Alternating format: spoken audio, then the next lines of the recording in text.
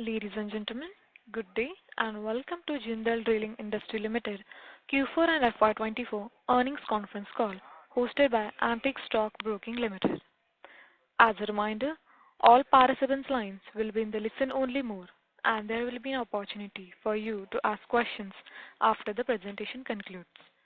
Should you need assistance during the conference call, please signal an operator by pressing star, then 0 on your touchtone phone. Please note that this conference is being recorded. And I've handed the conference over to Mr. Kishan Mundra from Antique Stock Broking Limited. Thank you, and over to you, sir. Hi, thank you, Neha, and good afternoon, everyone. On behalf of Antique Stock Broking, I welcome you all to the post 4Q FY24 earnings conference call of Jindal Drilling. Today, the company is represented by their Managing Director, Mr. Raghav Jindal, and with him, we also have Mr. Kaushal Bengani, who is the Deputy General Manager, Investor Relations and Finance. So today's session would first be a brief on the results by the management, and then would be followed by a question and answer round. And with that, I would now like to hand over the call to the management. Over to you, sir. Good afternoon, gentlemen. This is Raghav Jindal. Glad to answer your questions later. Over to Kaushal to present. Thank you, sir. Thank you, Kishan. Good afternoon, shareholders, and thank you for joining our earnings call. In FY24, we've been able to improve upon revenue and profitability on account of deployment of all 5 rigs. In FY25, our performance will improve further as one owned rig, Jindal Supreme, will be deployed on a new contract by October-November 2024 at a higher rate. Further, we are in the final stage of acquisition of rig Jindal Pioneer, for which we had earlier taken approval from minority shareholders and are now awaiting final approval from statutory authorities. Our earnings will improve immediately on acquisition of the said rig. I will briefly summarize key financial indicators of the previous year and the previous quarter. On comparison with corresponding quarter of last year, that is Q4 FY23, our revenue in Q4 FY24 increased by 94%, EBITDA increased by 29%, PAT and EPS increased by around 80%. On comparison of Q4 FY24 with last quarter Q3 FY24, our revenue increased by 11%. However, EBITDA declined by 11% with slight increase in PAT and EPS on account of reduction in finance costs. The decline in EBITDA in Q4 FY24 was on account of a one-time settlement that the company did with ONGC of a long pending issue in which an amount of $1.704 million was receivable. This was settled for $0.982 million, leading to a write-off of $0.722 million, which is equivalent to rupees 6 crores approximately. This led to a one-time increase in other expenses. We would also like to point out that operating expenses in Q4 FY24 increased when compared to Q3 FY24 on account of rental payable and amortization of refurbishment expenses of Virtue 1. This is because in Q4, this rig was operating for 3 months, whereas in Q3, this rig was operating for 2 months, as it was deployed towards end of October 23. However, the increase in operating expenses in Q4 was compensated by increase in revenue from this rig in Q4. Coming to the annual results, on comparison of FY24 with FY23, revenue increased by 16%, EBITDA increased by 14%, and PAT increased by 2%. In this context, it is also important to note that in the year ending FY23, there was foreign exchange fluctuation gain of rupees 28 crores. This amount was only 6 crores in the year ending FY24. If the impact of foreign exchange fluctuation is taken out, then the stark improvement in our performance in FY24 is evident. This is because 3 rigs were deployed in FY24 at higher operating day rates. I would now like to take you through our earnings presentation. The first slide talks about Jindal Drilling and Industries. We are the leading offshore drilling services contractor in India's oil and gas sector.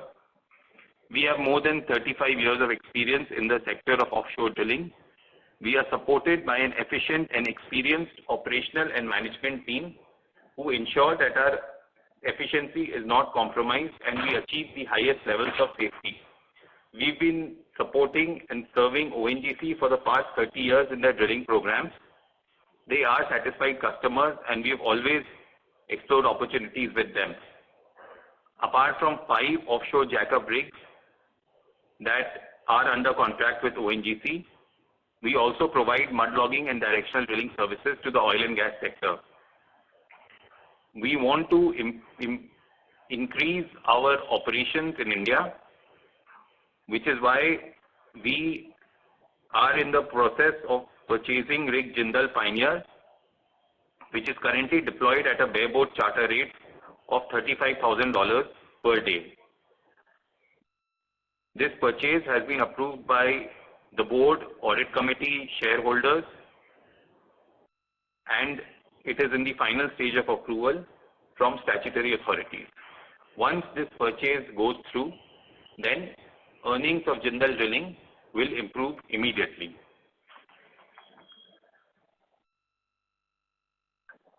Slide 4 is about the rigs that we have in our fleet, their design, their build, and the status, whether owned or rented.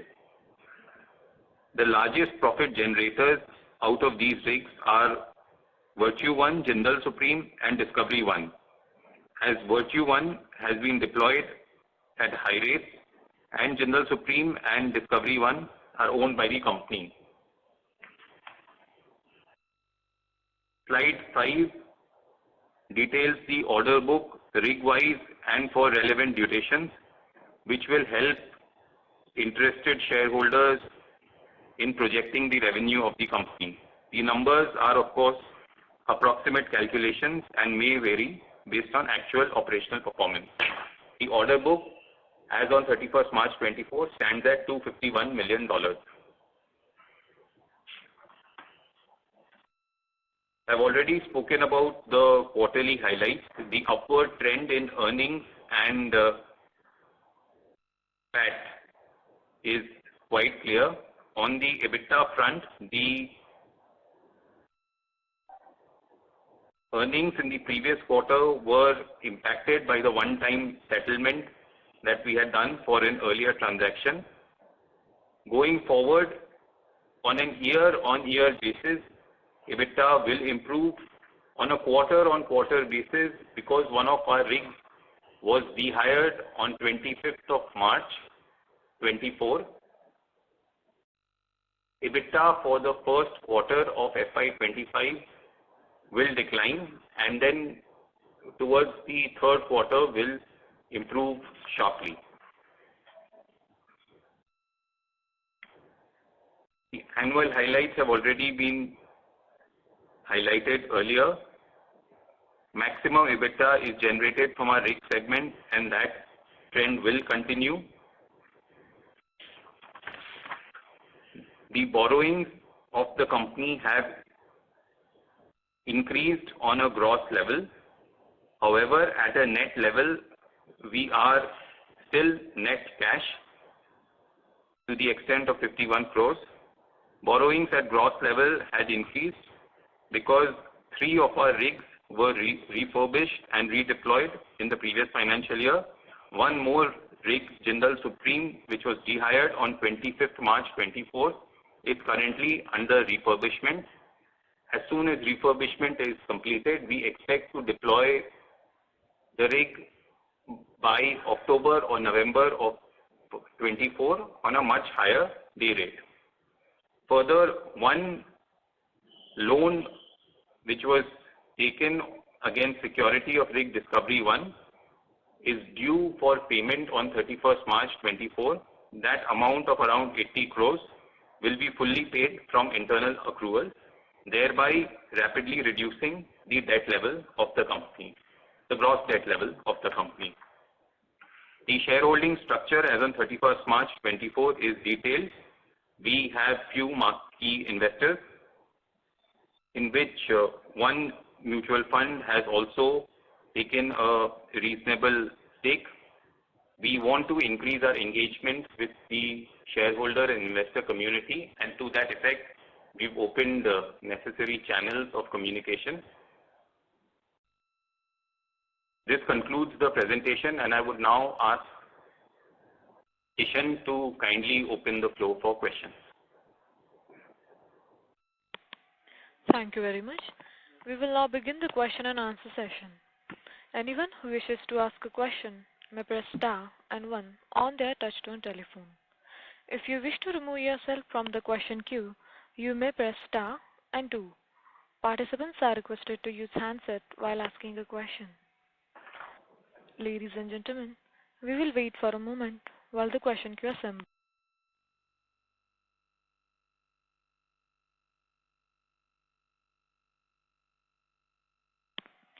The first question is from the line of Saket Kapoor from Kapoor and Company. Please go ahead. Namaskar, Kaushal-ji, Namaskar, Raghav-ji, and thank you for this opportunity. Firstly, Kaushal-ji, you mentioned about some EBITDA trajectory for the H1 and H2. I missed your comment. Can you repeat it once more? One of our rigs, Jindal Supreme, which is a good profit generator, was dehired on 25th March as it had completed its contract with ONGC. This rig is under refurbishment and it will be redeployed by October-November 24.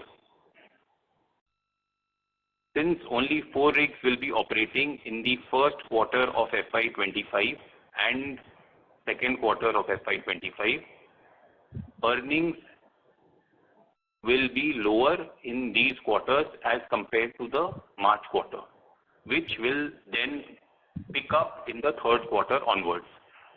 The only caveat here in this statement is that in these 2 quarters of FY25, if we are able to complete the transaction of purchase of rig Jindal Pioneer, then earnings will rise in these 2 quarters itself. And sir, where are we in terms of the purchase of Jindal Pioneer? And if I would first draw your reference to point number 4, note number 4 rather, wherein you have articulated the impairment entry that we have taken for Jindal Pioneer. If you could just explain the nature of this impairment. It is very clearly mentioned in the note that the impairment is on account of difference in book value and market value of the asset in the books of the joint venture. This is very clearly written. And sir, since the market dynamics are in favor of rigs, and as per our understanding, the requirement for rigs and the valuation for rigs might have improved because of the current buoyancy in the market. So what would have led to this impairment at this stage? The book value was much higher. Even after the market improvement, the book value of the rig was much higher because it was a new rig which was purchased right before the downturn in the oil and gas cycle. Okay, so post the valuation at which will be paying for Jindal Supreme would be after adjusting this impairment? No, this is an impairment in the books of the joint venture. We are shareholders in the joint venture. Whatever happens in books of joint venture, on the basis of the equity holding, that effect comes in books of the parent company. Okay, so once this asset is being transferred to Jindal Drilling, what would be the cost of acquisition, and how will this transaction, since this transaction is consummated earlier than the purchase, so the valuation will also be different in that aspect? Because the transaction has been committed by both parties and necessary approvals by shareholders and board of both parties has already been done, and a fair valuation of the asset was also done. Therefore, the entity which owns the rig has to impair the value of the asset in its books, because the market value of the asset is not commensurate with the book value. The value at which the transaction will take place is 75 million. That has also been communicated earlier very clearly in multiple announcements made to stock exchange or shareholder notices. Okay. So just to conclude, so 75 million value which was ascertained to Jindal Supreme was lower than Jindal Pioneer was lower than the book value, and hence the impairment also will is accounted for. Correct. Okay,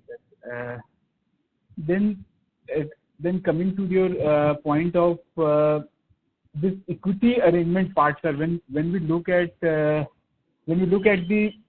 balance sheet part of the company, we find on one side there is an increase in the loan under the current asset to the tune of 125 crore, and also other financial assets is being increased to 119 crore. If you could just explain the nature of these two line items, sir.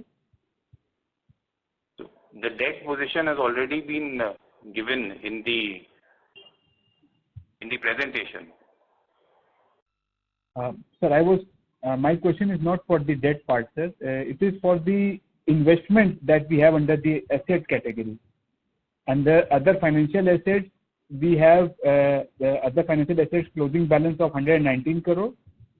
And under current asset, loans have gone up from 125 crore. So these are the loans given by the company, not accumulating to the debt. Yeah. Yes, that is what I was saying. It is mentioned in the presentation. The loans given by the company is included in the cash which is receivable by the company. These are loans given to joint venture companies, which is there in the presentation. The way it has been presented is different in the balance sheet. That figure is part of the 276 crore figure in the presentation. The other financial assets that you are referring to are refurbishment expenses, which are amortized gradually over the duration of the contract. Okay. So these assets will now flow into the P&L going ahead, the 119 crore. Hello? Yes, yes. And lastly, sir, we heard from one of the pioneer in the segment, Great Eastern Shipping, speaking about some cancellation of rig acquisition by ONGC. So do you have any further color on the same? What are the dynamics currently? Raghavji, if you could give some understanding on how the market is currently placed in terms of the rig requirement from key players like ONGC, who is our the only customer. If you could throw some light on the same and the cancellation part also. So the requirement with ONGC remains where they are. They have a production level which they need to achieve, and they need to get a number of rigs for which the tender was taken out earlier. Apparently, they had some negotiations with the L1 party, and they were not able to get the rates that they wanted. Plus, the L1 party had not deputed the earlier rigs that it had to depute also. Looking into all those considerations, I guess ONGC cancelled that contract. The rig requirement would add on to the next contract when they will come.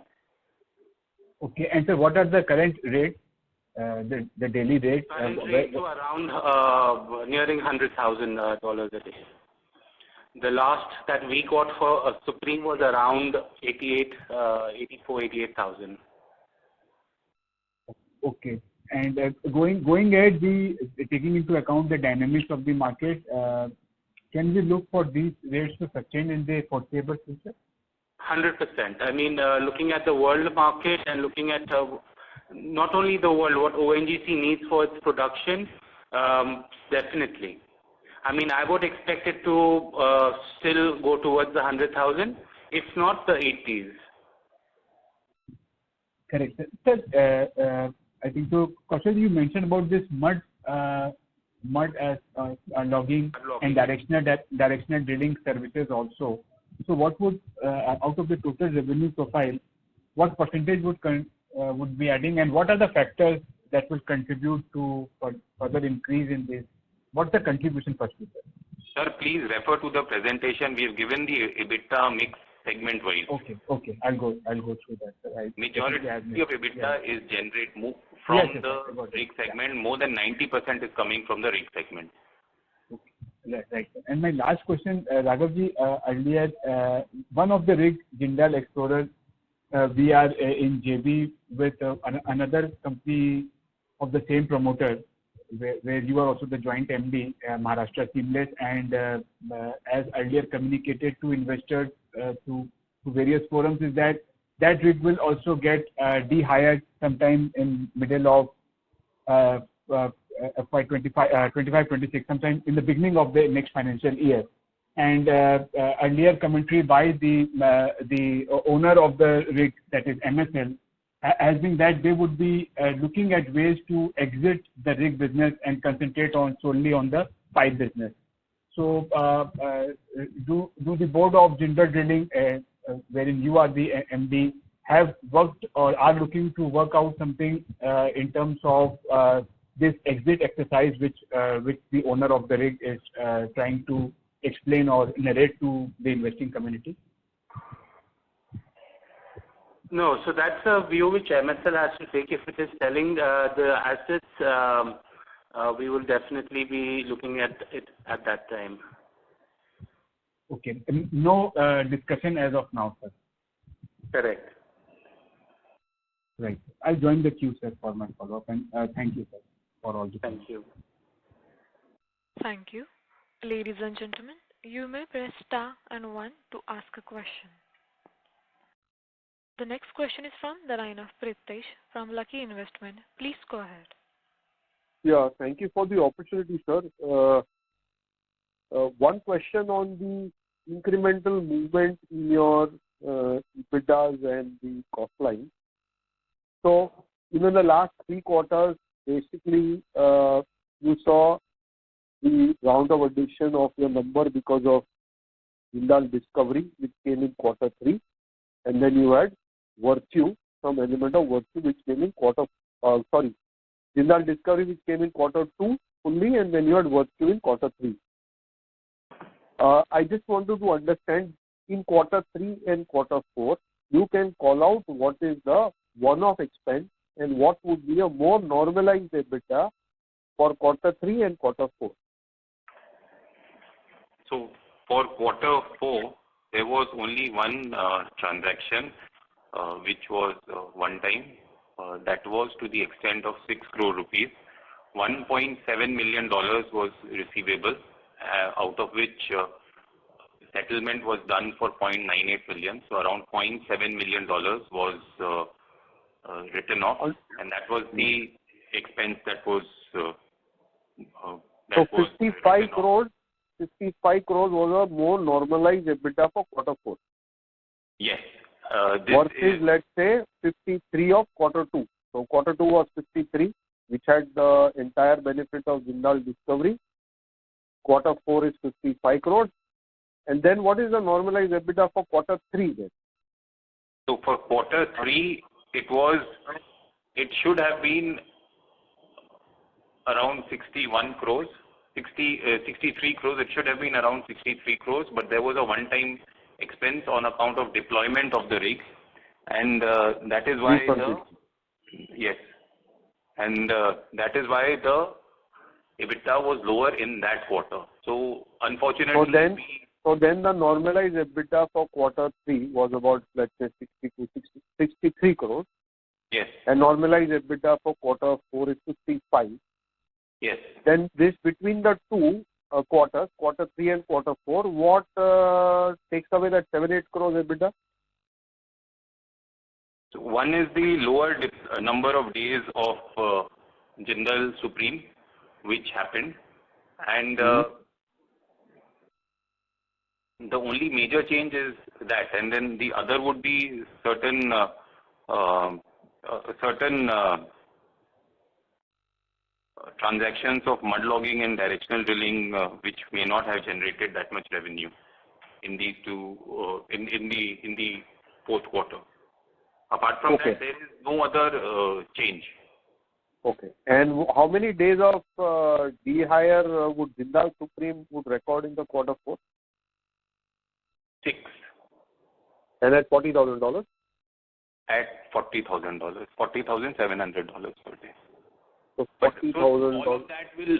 So in the case of Jindal Supreme, since it is a rig which is owned by the company, and the contract of Jindal Supreme officially ended in January, but it continued till end of March. So when you do a calculation of the contribution of Jindal Supreme towards the EBITDA, please bear in mind that there will be no rental component, and there will also be no refurbishment component, because the refurbishment component had been fully amortized by January.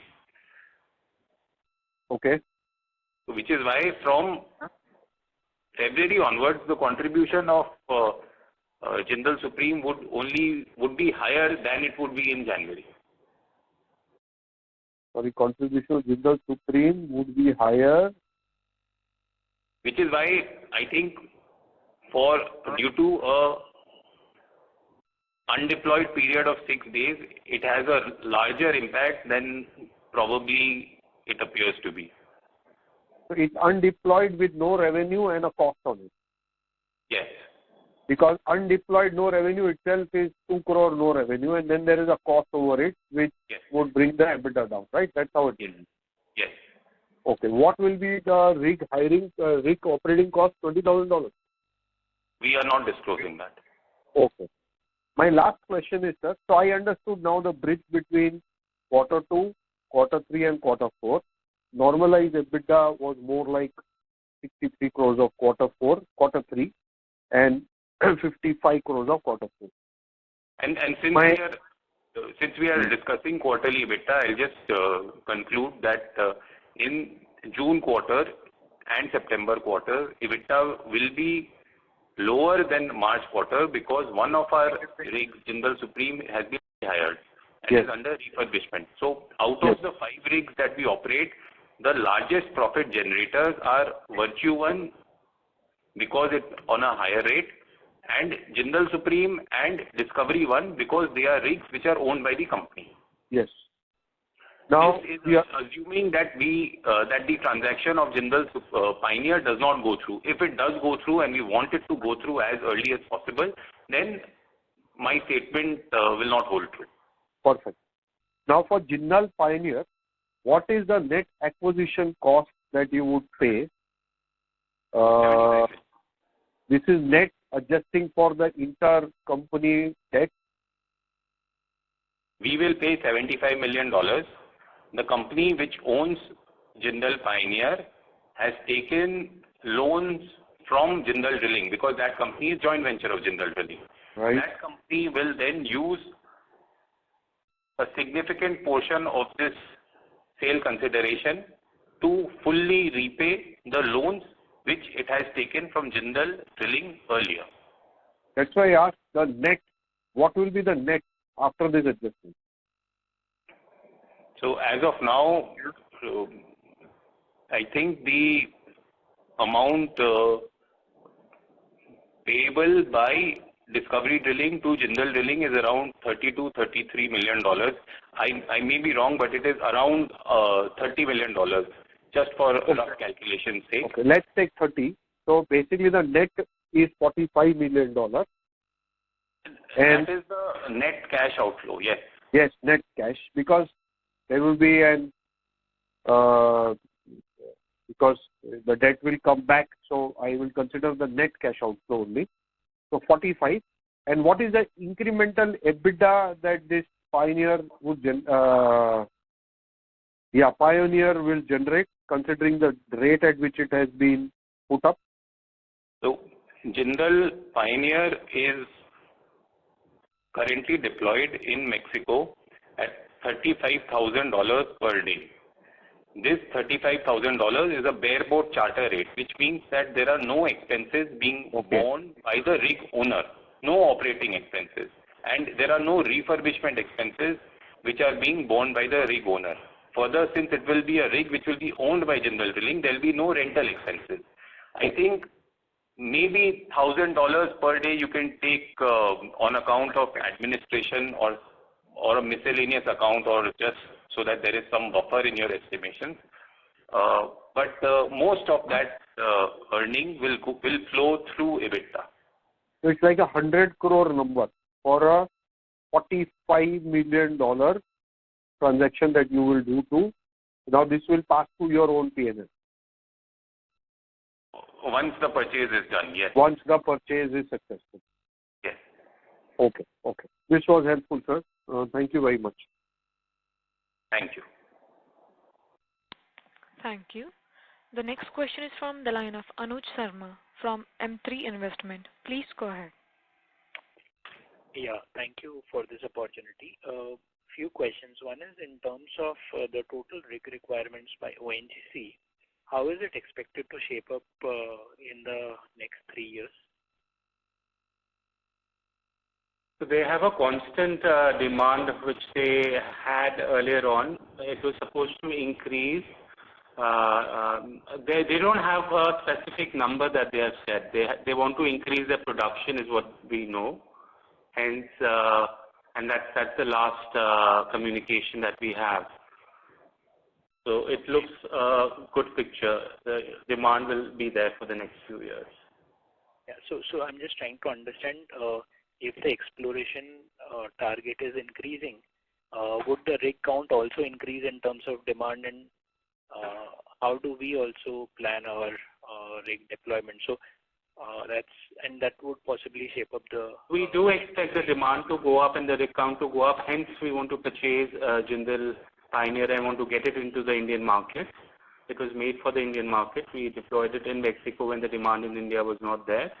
We are buying it because we expect the demand to go up. Okay, but what is the number now of the number of rigs ONGC requires at a normal run rate? Right now we are operating, ONGC is operating around 34 rigs. Okay, and at the bottom, what was this number? It went down to in the 20s, early 20s to what I remember. Okay. My second question is on Aramco recalibrating their production targets, leading to some softness in the rig rates. But our optimism seems that we are expecting it to continue to. So is that recalibration of production targets already taken into account by the market and the rates are still inching up? So, the international markets has not really affected the Indian market directly. The international markets went to 140,000, 120,000, but it didn't really get the Indian market up to that rate. Plus the rigs that are available, even if Aramco softens its market, it's not appropriate for the ONGC segment. So the rigs which are appropriate for ONGC are very limited. Hence, I do not see, hence my positivity towards higher prices. Got it. But in the international market, what has been the current rate versus the peak? Aramco leasing out prices has softened the market for sure, yes, internationally. By approximately, would it be more than 10-15%? I'm not too sure. I haven't really checked out after that news. All right. And pardon me for my ignorance on this part, but how does the rental cost work? What is the rental arrangement? So is it somehow linked to the deployment rates for the rigs which we have rented, or it has no correlation? No, we don't disclose that. Okay. So is the tenure of rent also not disclosed, in the sense that if somebody were to understand, how does one project the change in rental cost? So rentals are back-to-back arrangements. The rate, the number of days that the rig is deployed with ONGC will be the exact number of days that Jindal Drilling will pay rental to the rig owner. These are back-to-back arrangements. Okay, so it's co-terminus. All right. But the percentage is not disclosed. Yes. All right. And just in the new rig segment, right? New construction. How is the rate shaping up there? Some thoughts. So earlier when we had checked, the prices had been very high. It was touching around 300 million. More than the prices, it was the time period, because the demand for spares and the equipment was so high that it was almost touching 3 years of manufacturing time. Hence, it was not feasible. Okay. And currently, it would be ruling at 300 only? It would have come down a bit, but yeah, I mean, the market is still very good and the demand is still very high. So I do not see it would have inched a lot. Okay, but theoretically, if somebody were to place a new order today, what is the delivery timelines? Like what I said a few months ago when we had found out, it was about 3 years, 2.5 to 3 years, and the price was about 270 to 300, depending on the specification on the rig that you wanted. Got it. And my last question is the life of Jindal Supreme. We have had enhancements couple of times, but looking now, how long can this asset So last? we've been spending considerably on the refurbishments, and it would elongate the life for a couple of more contracts. All right. Each contract being a year. Yeah, got it. Thank you so much. That's it from my side. Thank you. Ladies and gentlemen, you may press star and 1 to ask a question. The next question is from the line of Khush Tandon from Ananta Capital. Please go ahead. Yeah, hi. So I just had a couple of questions on Jindal Pioneer. You have said that it is currently on a $35,000 per day revenue charter. Till when is this contract running, and when will this contract expire? So this contract is started in March of 2019, and it will continue into 2025. Right now it is at $35,000 per day for 2024, and then from 1st January 2025 it will increase to $40,000 per day on bareboat basis. So it is difficult to define a timeline because it is based not on the number of days that it operates, but on the number of wells that particular rig has to complete. So somewhere towards middle of 2025 is where you can take an estimation. Okay, so what you're saying is from currently it is at 35,000. From 1st Jan 25, it will come at $40,000, and till mid of 25, it will be around at that price. Yes. And then you are free to put this rig in auction and then get the highest price. So either we can sell it, but we don't want to sell it. We want to operate it in India. So after the contract in Mexico ends, we'll have to bring the rig into India, refurbish it, and then deploy it on a contract with ONGC. Okay, so refurbishment and getting the rig to India may take 6 months. Yes, definitely. So maybe from 1st Jan 26, you can expect this rig to come to the market at a higher price. It depends upon when it gets off contract in Mexico. 6 months from there. Understood. And how are you going to finance the net $45 million outflow? So the payment would be on a staggered basis. It is not a one-time payment. Okay, so in that, I mean to ask, will you want to take debt to finance this? No, we will not take any debt. We have only taken debt for refurbishment of our rigs, which will get amortized as and when these rigs get deployed, because we are getting good cash flows from all the rigs, and there is debt on only one rig. which is Discovery 1, which will be fully paid on 31st May. All right. Internal approvals. So as cash balances will improve, we do not see any requirement to take on more debt.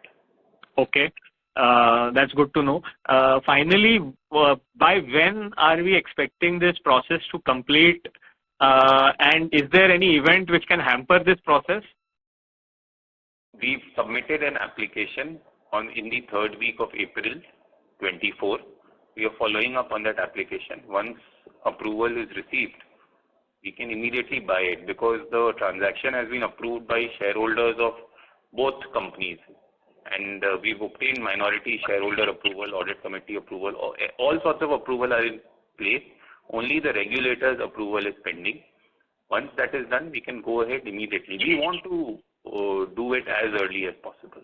Okay, and you are not able to tentatively give a timeline, whether it is 1 month, whether it is 1 quarter? It is difficult to say because we don't know how much time the regulator will take. We are following up with the bank and the regulator almost every alternate day. Okay, got it. Thanks. Those were my questions. Thank you. Thank you. Thank you. The next question is from the line of Saket Kapoor from Kapoor & Company. Please go ahead. Yes, sir. A small clarification, Kaushalji. For Jindal Pioneer, the nature of revenue generation is not a fixed price contract, and it varies depending upon what you articulated on the number of wells being. No, it is a fixed price contract. It is on a per day basis. The duration of the contract is not on a number of days, it is on the number of wells being drilled. Okay. And this is on we get daily rentals of $35,000 per day for every day of 2024, and we will get $40,000 per day from 1st January 2025. Okay. And sir, generally the duration of the contract here is on the higher side. What we are seeing currently is it is different. International contracts cannot be compared with domestic contracts.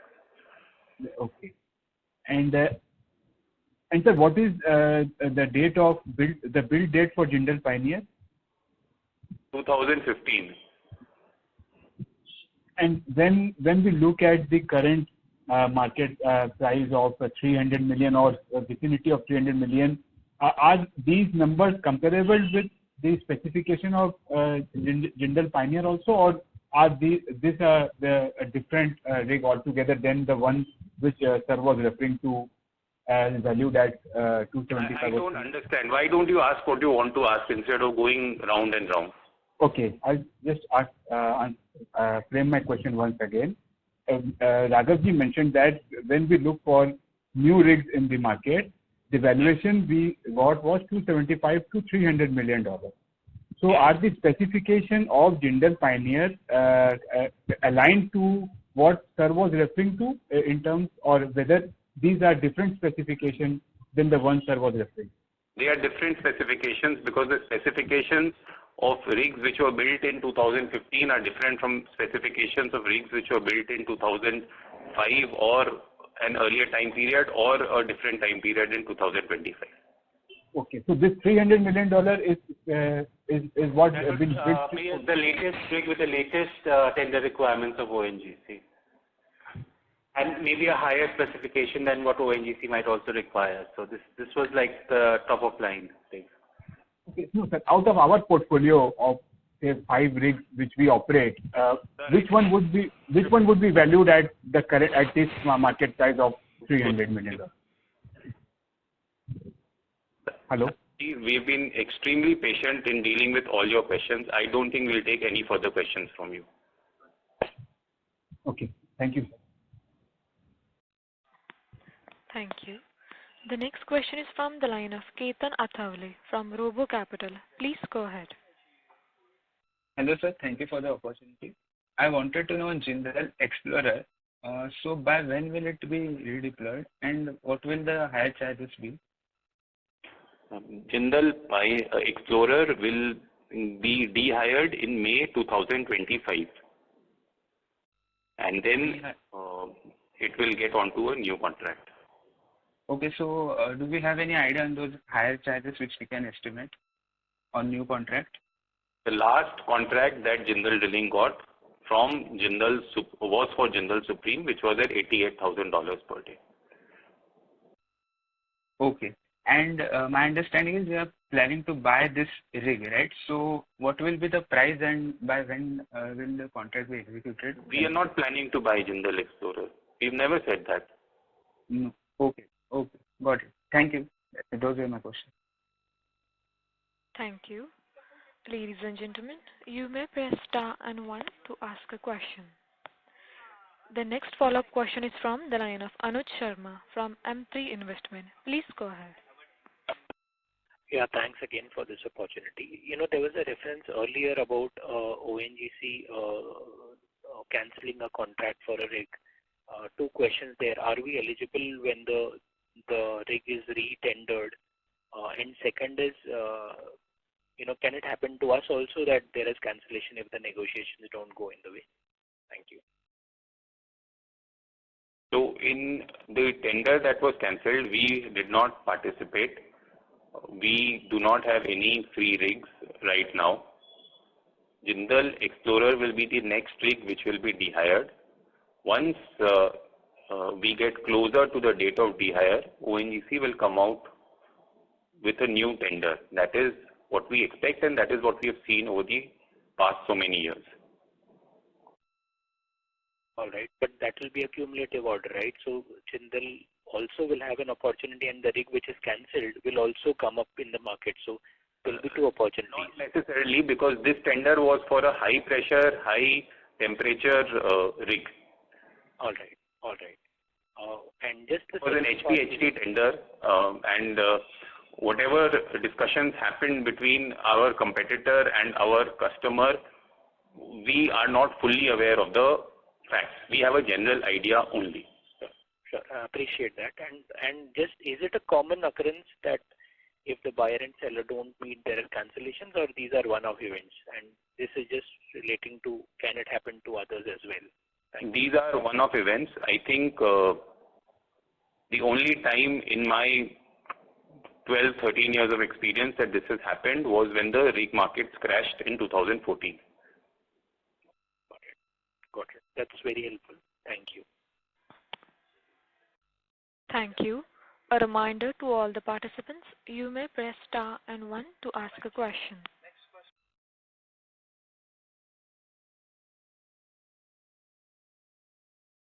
As there are no further questions, I now hand the conference over to the management for closing comments.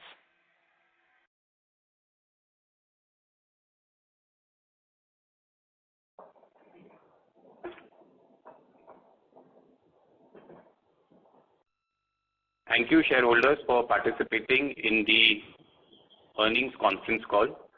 We value the engagement that we've had with you. It also gives us an opportunity to review numbers and understand where we can do things better so that maximum value creation can take place. To that effect, we have worked earlier, and going forward, we want to increase the fleet of rigs that we operate, which our MD sir has also guided upon. Market is very good, and the only reason why our earnings fluctuate primarily is because rigs are getting off hire from old contracts which were at much lower rates and are going on to new contracts which will be at much higher rates. Going forward, outlook is very good, and in pursuance of our vision of improving our operations and capitalizing on the very good outlook that we believe is there, we want to increase our fleet of rigs. Also, a point which was missed in my earlier discussion and also in the presentation is that promoter stake has also increased in the fourth quarter of FY24, which will also be something which is appreciated by all shareholders. Thank you again for participating, and thank you, Kishan, for organizing the earnings call. Thank you. On behalf of Antique Stock Broking Limited, that concludes this conference. Thank you for joining us, and you may now disconnect your lines. Thank you. Thank you.